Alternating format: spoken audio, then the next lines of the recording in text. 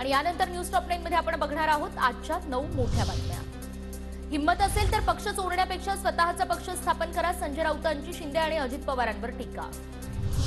शरद पवार गटाचे बॉर्डरवर असलेले आमदार, खासदार आणि पदाधिकारी दादांकडे येतील, मंत्री धर्मराव बाबा आत्राम यांचा मोठा दावा। पक्ष आणि चिन्ह मिळाल्यानंतर मुंबईमध्ये अजित पवारांचे बॅनर झळकले, वांद्रे वरळी सीलिंग परिसरात अजित पवारांना शुभेच्छा देणारे बॅनर।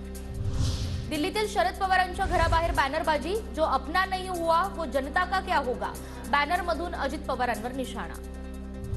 खासदार संजय राऊतांकडून सलग तिसऱ्या दिवशी गुंडांचा फोटो ट्विट, गुंड टोळ्या मिंदे गँगमध्ये प्रवेश करतायत, राऊतांची मुख्यमंत्री शिंदेंवर टीका। लोकसभा निवडणुकीमध्ये मनसेसोबत युती करण्यासाठी महायुतीची चाचपणी, मनसे नेत्यांची उपमुख्यमंत्री फडणवीसांसोबत काल अर्धा तास चर्चा, बाळा नांदगावकर, नितीन सरदेसाई, संदीप देशपांडे यांची काल फडणवीसांसोबत चर्चा। माजी खासदार संभाजीराजे गेल्या 5 दिवसांपासून नॉट रिचेबल, 2 फेब्रुवारीला दुसऱ्या दिवशीचे कोल्हापुरातील सगळे दौरे रद्द करण्याचं केलं होतं ट्विट। महालक्ष्मी रेसकोर्स परिसरातच भव्य थीम पार्क होणार, ठाकरे गटाकडून थीम पार्कला विरोध होत असताना मुख्यमंत्री शिंदेंकडून स्पष्टीकरण।